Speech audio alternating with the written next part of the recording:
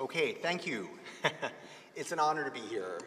It's an honor to be selected for this award, and it's an honor to see so many of you who I have worked with, co-authored with, learned from, been mentored by, and mentored some of you as well. So this is, it's an incredible thrill, and a lot of the work that was discussed by John is co-authored with folks here, including with John.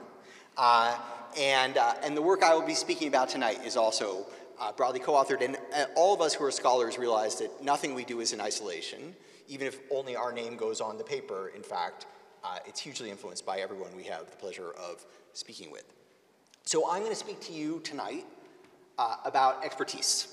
And this is really not a review of the work I've done. It's really an organizing principle for thinking about the past and the present and the future of technology and how it interacts with human capabilities in the labor market. So let me start with a very simple example. Think of these two jobs, crossing guard and air traffic controller, and I think we can agree, right, these are basically the same job, right? The job is to prevent things from colliding with one another, right? Children in cars, airplanes, etc.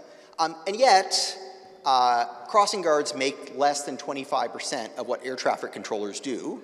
Why is that? Well, it's not because they don't do something socially valuable, right? We would certainly spend $130,000 a year to prevent our children from being run over on the way to school on most days. There is a real difference, and that difference is expertise. To become a crossing guard requires no training or certification in any US state. To become an air traffic controller takes thousands of hours of training and apprenticeship. Now, you might say, oh, well, that's just human capital, we're familiar with that, but I want to make a different point, which is that you could think of expertise as specialization. One way to say this is if we suddenly ran out of crossing guards, right, we could get air traffic controllers to do that work immediately. But if we ran out of air traffic controllers, we could not make that switch. And so what differentiates them is this specialized knowledge that's valuable to some activity.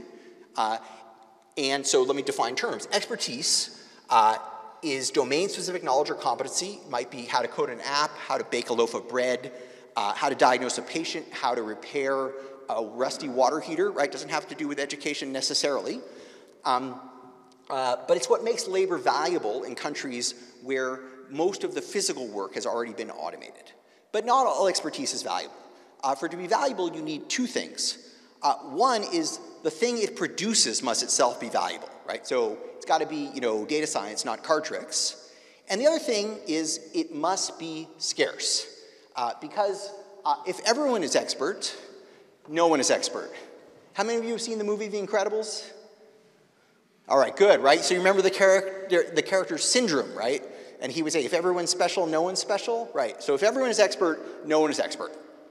Why does it matter? Because non-expert work pays poorly, right? So waiters, cleaners, janitors, et cetera, but also school bus drivers, daycare teachers, crossing guards. These are life and death activities, right? But they pay poorly, not because they're not valuable, but because most people can do them. And so there's a very large supply of inexpert labor to do this work.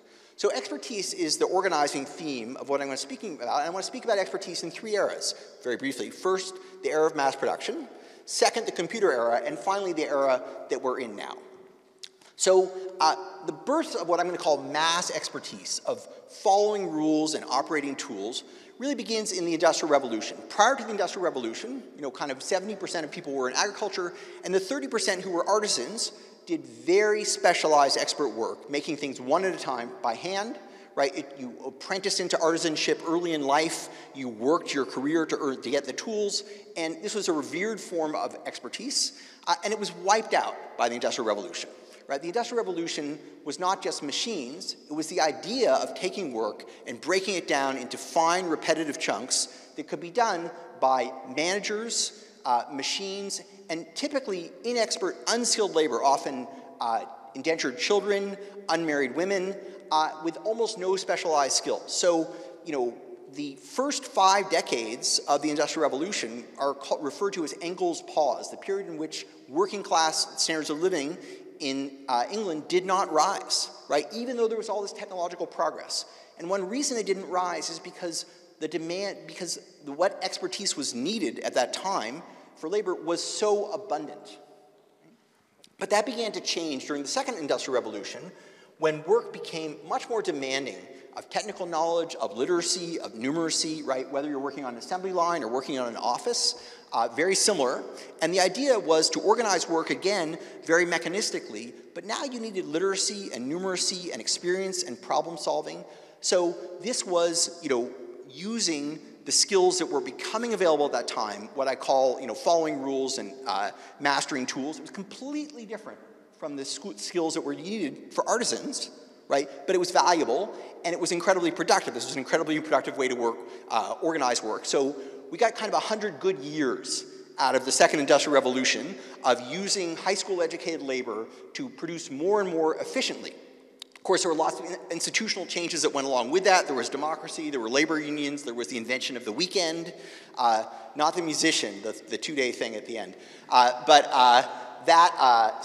those are all kind of central. Okay, so that takes us to the computer revolution, which really displaced mass expertise, right? So I just remind you of your first computer, the Jacquard Loom of 1801. Right, this is my first computer. I'm a little older than you guys. And what this was, right, was the first commercial symbolic processor. This was a machine that operated on stored representations of information that told the loom, what arms to lift, what threads to move, etc. And this, what you're looking at, those brass cards, that's not a picture of what it's weaving, right? Those are instructions.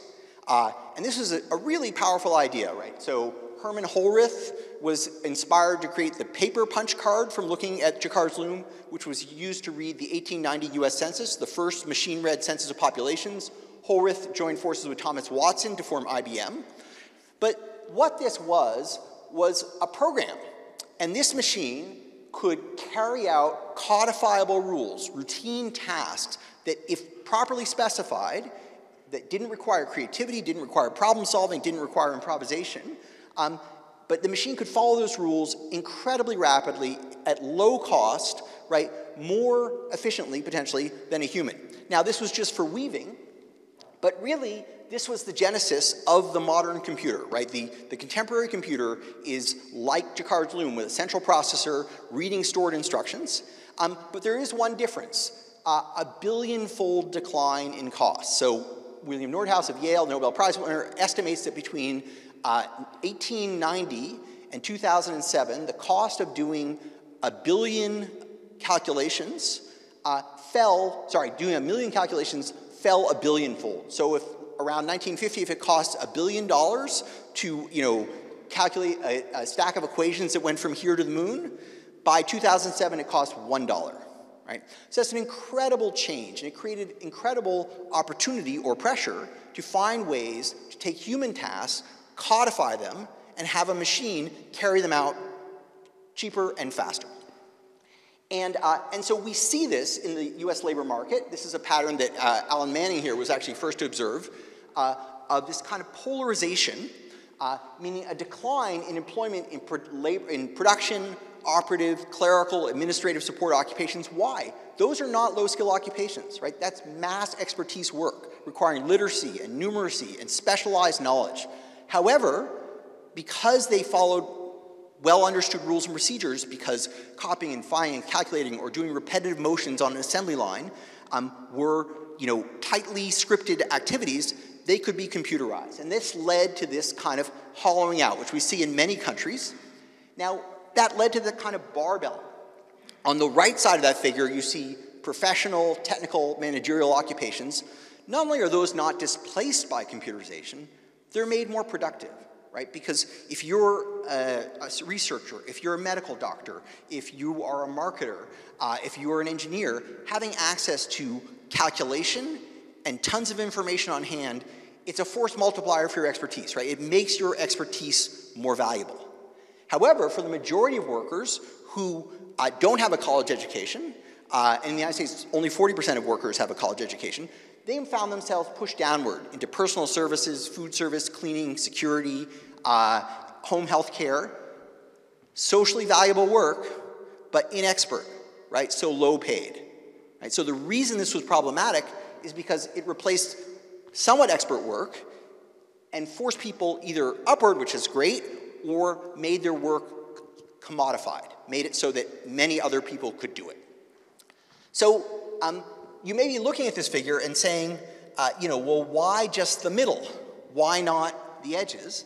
And the answer comes to what I've called Polanyi's paradox, which is that many of the things that we do, we don't know how we do them, right? Polanyi said, we know more than we can tell. When you learn how to ride a bicycle, right, no one sat down and explained to you the gyroscopic physics that makes that work, right? They put you on the bicycle and they pushed, and they said, good luck, figure that out. And a lot of what we know, we learn tacitly, right? Not through explicit rules and instructions, right? So, how to produce a persuasive argument, how to tell a funny joke, right? How to slice a tomato, how to hold a baby so the baby is comfortable, right? How to recognize the face of someone you haven't seen for 4 decades, right? These are all things that we do tacitly without ever understanding the formal rules and procedures behind them. And that made them extremely difficult to computerize because we couldn't write the programs, right? And so that so I want to make that point.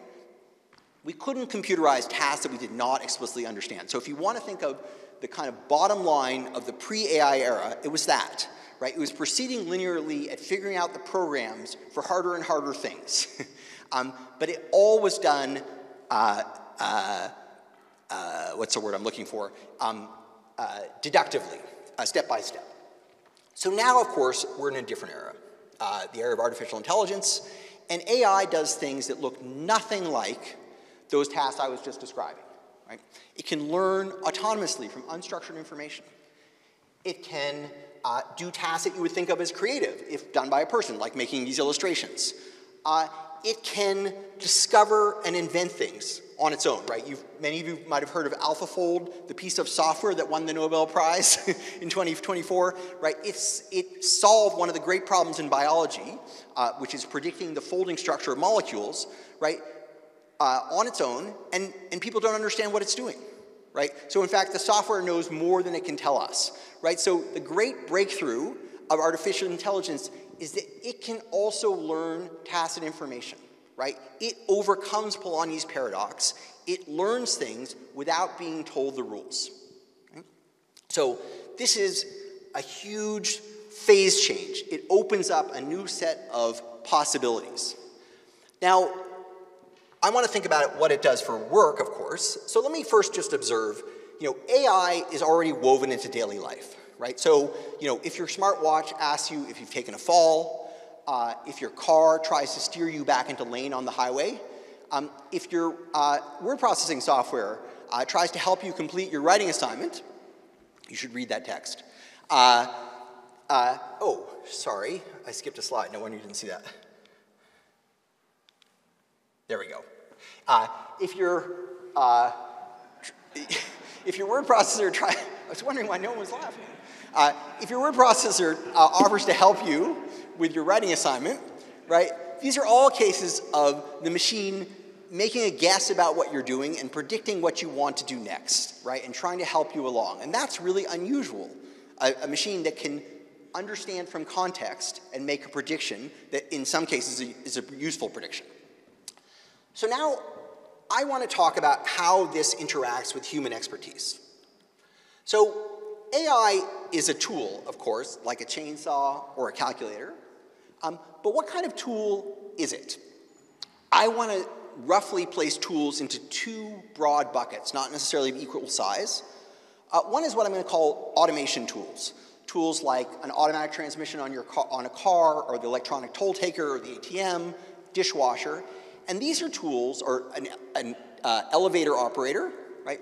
These are tools that do a job that used to require some level of expertise, right? The reason you had an elevator operator is there was not a system that would schedule the cars from place to place or make them stop in the right place, right? Or a toll taker, similarly. And so an automation tool is a tool that says no one needs that expertise anymore. So in America, no one needs to know how to drive a stick shift until they get to Europe, right? Then they have a very unpleasant surprise. But in America, your car says, don't worry about it. You don't need to understand how to change gears I'll do that for you, right? So it makes a kind of promise to you that your expertise is no longer needed. There are many other tools that are what I'm going to call collaboration tools. They don't fully automate expertise. Instead, they make your expertise more useful, right? So you need to know something to use them, right? So, a stethoscope, right? Very useful to a doctor, useless to me. Chainsaw, right? Good for some, dangerous for many, right?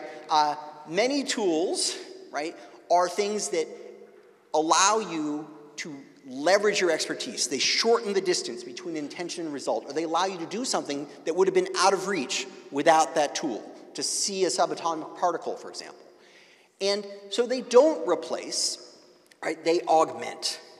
Now, let me say, good automation and good collaboration tools are widespread, but bad automation actually interferes with good collaboration. And we are in an era of lots and lots of bad automation. So I want to give you an example, two examples of this, one rather dramatic, to sort of show you what I'm talking about. And the reason I'm doing this is because I want to emphasize, and this will come up over and over, that how we design tools or how we use technology is not just a function of the technology, it's a choice that we're making. And making those choices clear is really important. So I want to talk about the autopilot. This is that little yellow box is the autopilot you might see in a Boeing 787, right? You just set the heading, the speed, right, and the altitude, and it flies the rest of the plane.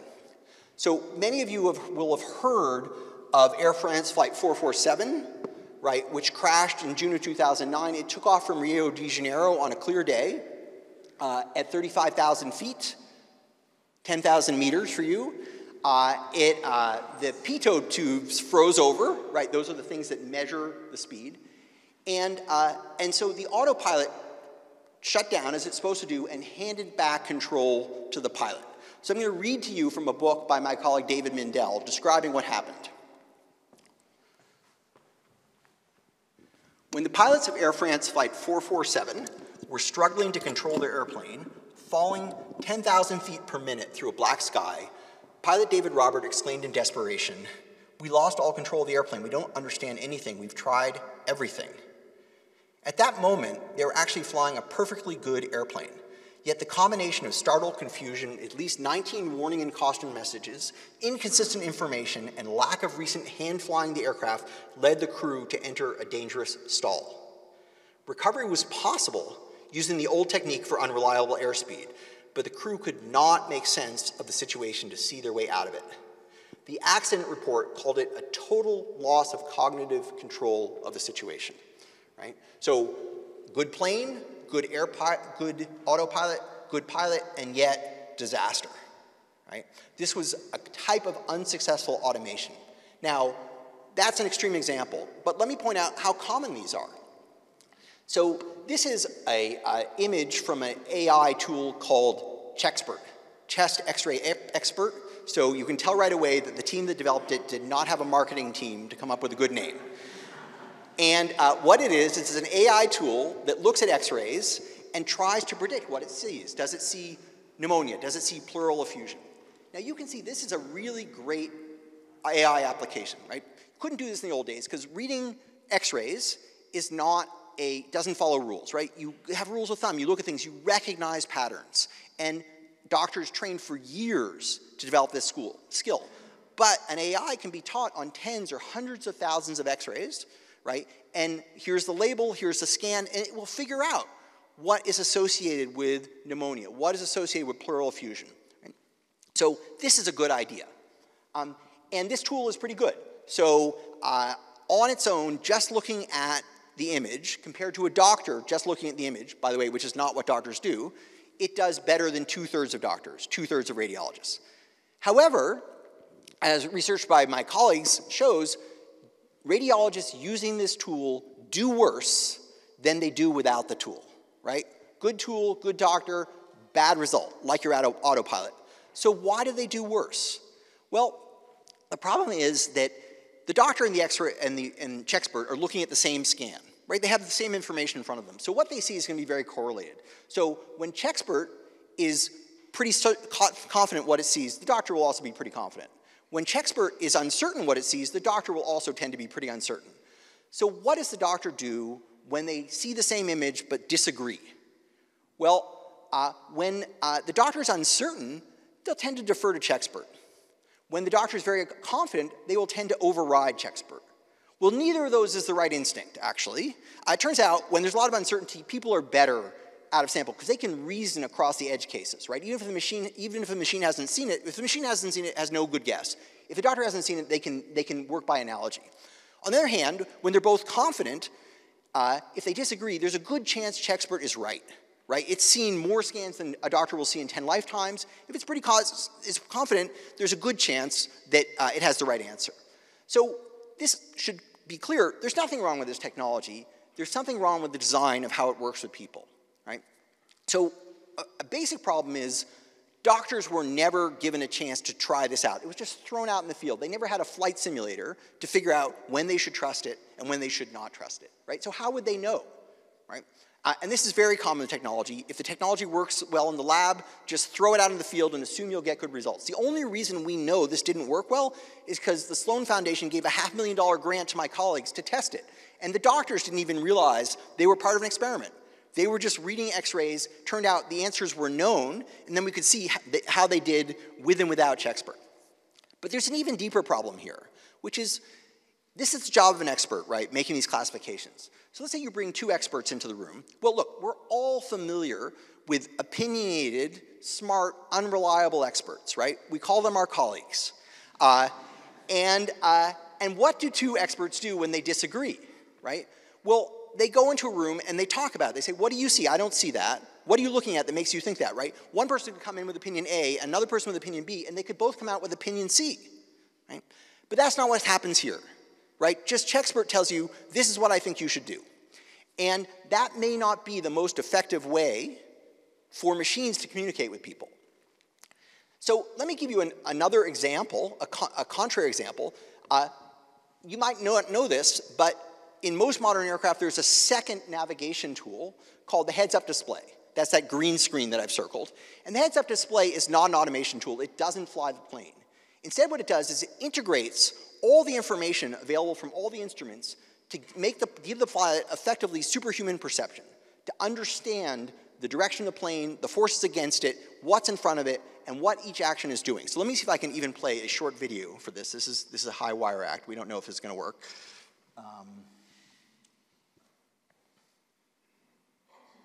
That is not the right thing.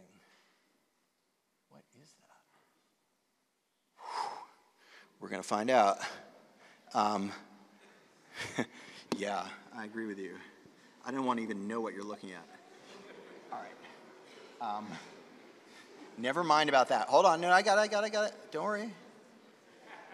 I got this.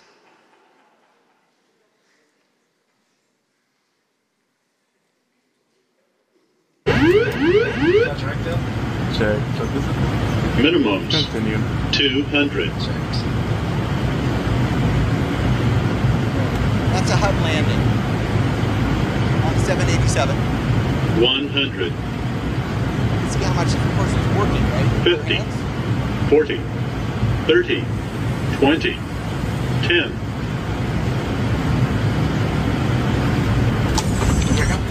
Right.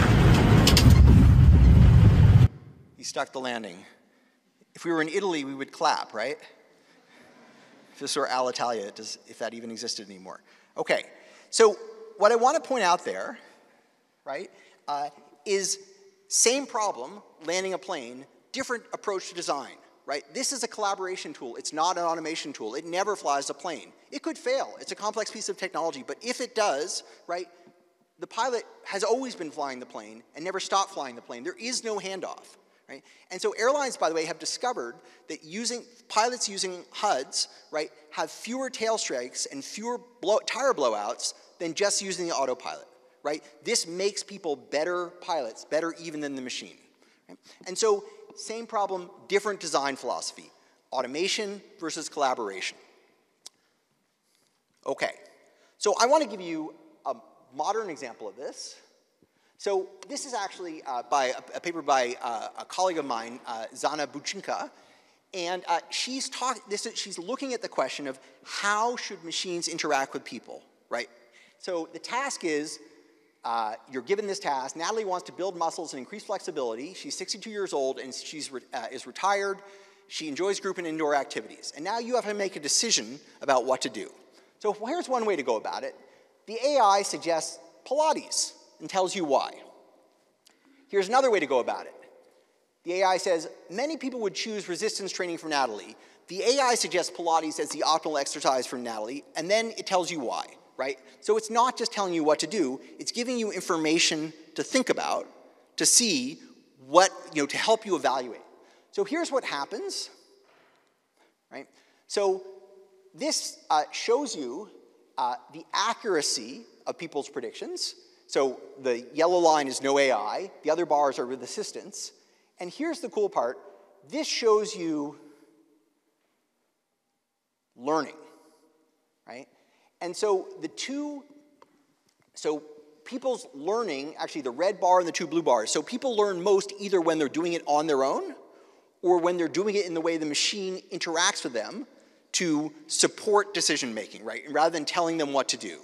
And so this is really important because if we're going to be working with machines that are opaque and are guiding decisions, there's a real danger that people will not learn, right? And so so how do they keep their expertise aligned? How do they keep advancing it? Is through the right type of interaction. So let me give you an example that I think is not from technology, but where I think this is really relevant. So in the United States, there's a field of nurse practitioners. Nurse practitioners are registered nurses who have an additional year of education that allows them to diagnose and treat and prescribe drugs. And this is an amazing innovation because historically those jobs were limited to medical doctors who had an additional 5 years of education, right? So this is not a technology, right? This actually came about because nurses 50 years ago said, hey, we're being underused. There are more things we could do, and they fought to get a curriculum, a scope of practice, a credential, right? And the American Medical Association, right, fought them every step of the way to prevent that from happening. So, and I should say, this is a rapidly growing job, right? So in the United States, the median pay is $130,000 a year. It's expected to grow 40% in the next decade. It's a great job. It's really good for patients. It reduces medical lines.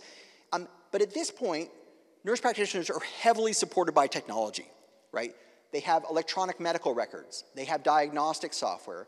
They have software that looks for drug interactions, right, and tells them, don't prescribe these things together. And so these tools support an expansion of their scope of practice. They can do more with better support tools. And it's easy to imagine a future where more work looks like this, right, where the work of law, of medicine, of software development, of design, of skilled repair, of contracting would enable more people to do the work if they had better tools to support their decision making. And that is the potential where we see AI working. Now I'm gonna make this work. Let me distinguish this view of this potential between collaboration and automation with what I would call automation exposure. The notion that the more you're exposed to technology, the more your job will shrivel and die, right? You've all heard that. And this is all over the news, right? It's all over economics papers. But we know that doesn't make sense, right? All of us use technology. We know it's essential to our work. We couldn't even imagine our work without it, right? So it can't be that all technology exposure, all AI exposure is harmful to us. So the question in a recent paper Neil Thompson tried to ask is there such thing as good exposure and bad exposure? So we use this very simple diagram. So imagine your job has 9 tasks in it, and we could rank them from least expert to most expert, right? From your crossing guard task to your air traffic controller task, right? So some of those tasks are supporting, some of those tasks are what you're really specialized in. So imagine the 3 most expert are automated. Well, what's going to happen? Well, your productivity will go up, the expertise required will go down, quite possibly employment will rise, right? Because more people can do this work and it's more productive. But that means that wages may not rise because more people can do this work. Now consider the alternative case, right? Let's say it's the same job, but the three least expert tasks are automated. Well, again, labor productivity will rise. Here, average expertise demands will rise. Wages will probably rise because it's a more specialized work, and yet employment may not rise at all, right? Why? Because it's now harder to do it. It's harder work to enter. And this is actually the kind of paradox of expertise, is when things become less expert, they potentially become more accessible. When they become more expert, they potentially become less accessible. Let me give you a final example. These tasks don't have to be in the same job. So one part of my job is, I do a lot of writing of letters,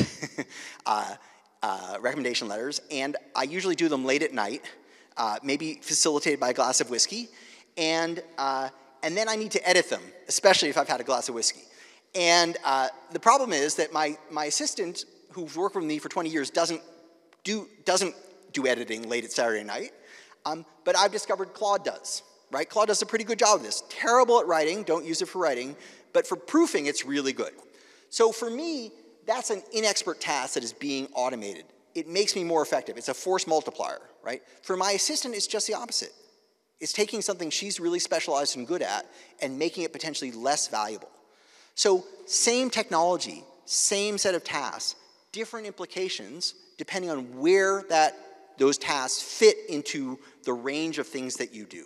So exposure can be good, it can be bad. It really depends on whether it amplifies the value of the expertise you possess or whether it essentially makes it a commodity, makes it really cheap. And you can see that, for example, in the, if you look at two occupations in the United States, look at the occupation of taxi and chauffeur drivers. That grew 240% between 2000 and 2018, right? That's Uber and Lyft, right? That's just ride hailing. But wages in that occupation did not keep pace with average wages in the US economy. Why? Because the technology eliminated the expert component, which is navigating, right, and finding your way around. It made it incredibly easy for everyone to enter. This created a lot of work, a lot of employment, but it meant it created wage pressure simultaneously. Is that good? Is it bad? Not clear, right? For the taxi drivers who were incumbents, not good. For the many people who are doing that work, potentially quite good. Now look at the job of proofreader. Proofreader is a job that's been transformed by technology. Proofreading used to be spell checking, formatting, references, alignment of footnotes, right? All that has been automated. That's mechanized. Proofreading now means helping someone write more effectively. In the last 20 years, proofreader employment has fallen by 60%, but their wages have risen by 50%. This job has become more expert, more specialized, and smaller. Okay, so in the interest of time, I'm not going to go into detail on that because I want to leave time for questions. So let me just skip those slides. But I will just say it's important to recognize that automation both replaces experts and augments expertise, right? It does both simultaneously. And so in thinking about what does technology mean, it really matters for whether it's making our expertise more valuable, extending its reach and range and relevance, or whether it's making it into a commodity such that it can be done by anyone. And there's nothing wrong with that, but if everyone can do it, if everyone is special, no one's special, right? Okay. All right, let me kind of talk in the last few minutes about the future. So what about the end of work? I'm talking about expertise. You may be thinking, no expertise left. And if you have that concern, right, you are in distinguished company. I don't want to say you're in good company, but you're in distinguished company, right? Here's Elon Musk. Here's Jeff Hinton telling everyone to get a job as a plumber. And these folks are very convinced we'll be running out of work soon. I'll tell you two reasons why I don't think that's true. One, of course, is anyone who studies demographics knows that we're running out of workers, not running out of work, right? In the rich world, right, we are losing numerically working-age adults, and we have lots and lots of dependents, people who have earned a retirement and expect to be cared for. And actually, so we need to become a lot more productive. Now, let's also recognize this is self-imposed, right? There are many people throughout the world who would be happy to come to these affluent countries and do this work. At least in my country, we don't seem to be moving in that direction. Let me tell you a deeper reason why the end of work scenario is kind of missing something very central. Most profound innovations change the world not by automating, but by unlocking new capabilities, right? Before we had, machine-powered flight, it didn't automate the way we used to fly, right? We just didn't fly. Or the scanning electron microscope, right? It didn't automate the way we see subatomic particles. We just weren't able to see them prior to those tools, right? As Eric Brynjolfsson has remarked, if you went back to ancient Greece 3,000 years ago and automated everything they did, right, you would not have a modern country. You would have ancient Greece without horses, right? It wouldn't have flight. It wouldn't have penicillin. It wouldn't have telecommunications, right? So what makes technologies transformative is the new capabilities that they create or that we create with them, not simply making the old stuff better, cheaper, faster. And along with that new technology often comes new expertise.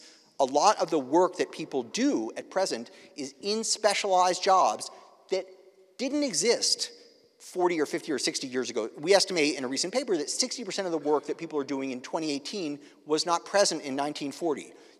And that might be things like airplane design or computer engineers or AI specialists or cybersecurity analysts, but also tattooers, mental health counselors, conference planners, sommeliers. Now I realize these have been, these are the foundation of the French Republic, but in the United States, those are not common. Okay, so let me now talk more specifically about the future. And the first thing I want to say is the future isn't really predictable because it's not a forecasting problem, it's a design problem, right? It's a choice, a set of choices that we can make. So let me ask you the following question. In what way is AI most likely to benefit humanity over the next 2 decades? So I'm going to give you 7 possibilities. Faster scientific progress, improved health, improved education, improved environment, improved global living standards, less need to work, or other. Okay, so who said 1, faster scientific progress? Okay, who said 2, 3, or 4? Okay, who said 5, 6, or 7? Okay, so I'm going to say that question 1 had more than any others. Answer 1, right? Faster scientific progress. Now, why do you think that, right? Because you know that all of these things are possible, right? You know we could use AI to improve health, to improve education, to improve the environment, to improve living standards for the rest of humanity. And yet, the reason you're sure that it will be used to advance scientific progress is because that's where the incentives are, right? That's where the money is. That's where it will go, right? So your belief about the future of technology is a belief about human choices, not what the technology can do, but what we will do with it.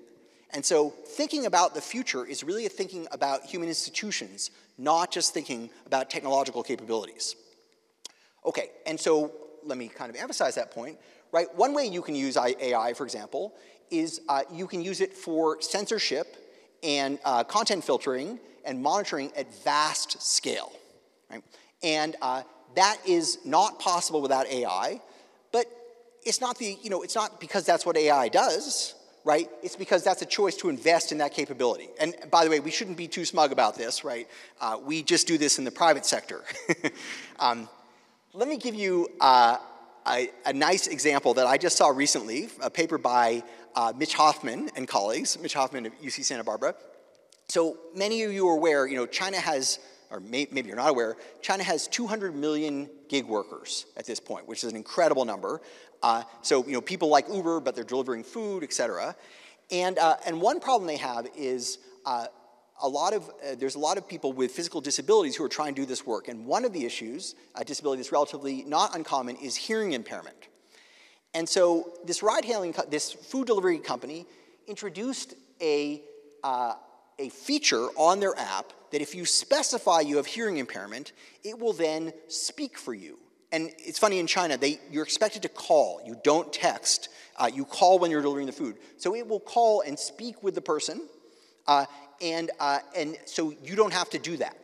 So amazingly, if you look at this, if you look at the number of orders completed, so the first figure compares non-disabled and disabled workers before the AI assistance, and here's afterwards. So the workers using AI assistance actually perform better.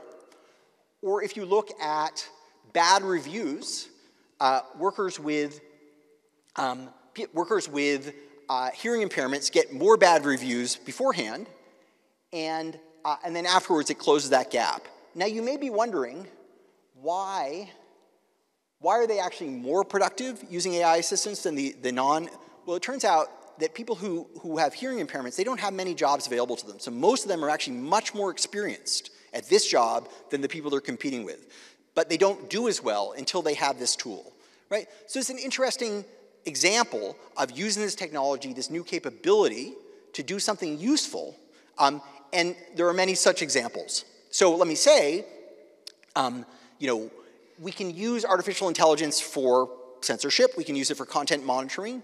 We can also use it to assist with elder care, to provide real-time information to people doing skilled repair or construction, or to make education more immersive, more accessible, less expensive, right? So in thinking about this, we should be asking, how will we use AI to make expertise more valuable, right? Will we use it to extend it, or will we just try to automate it? I think there's a lot of efforts at automation, many of them unsuccessful. Collaboration is often within reach. If we want to expand it, how do we do it? This is actually a really hard question. And how do we do this collectively? Because it's really a collective choice problem. So let me end with a final example. My Maytag washing machine has more processing power than the Apollo moon mission, the lander that landed the first human beings on the planet. And that allows me to start the rinse cycle from anywhere in the world where there's broadband. I could do that right here, right now. And this is a completely worthless technology, right? Because I would still have to go into my laundry room to get the clothes out, so why would I ever want to do that, right? So what makes this technology amazing, and this one kind of ridiculous, is not the amount of computation and processing power that went into it, but the imagination to think of a new way to use a new capability, to say, with this type of calculation, we can figure out the trajectory of getting a person onto another planet or onto a moon. So in thinking about how to use this opportunity well, and it is a huge opportunity and a huge risk, I would say beyond replicating human capabilities, we should be looking for moonshots to use this opportunity as best we can. Okay, thank you very much. And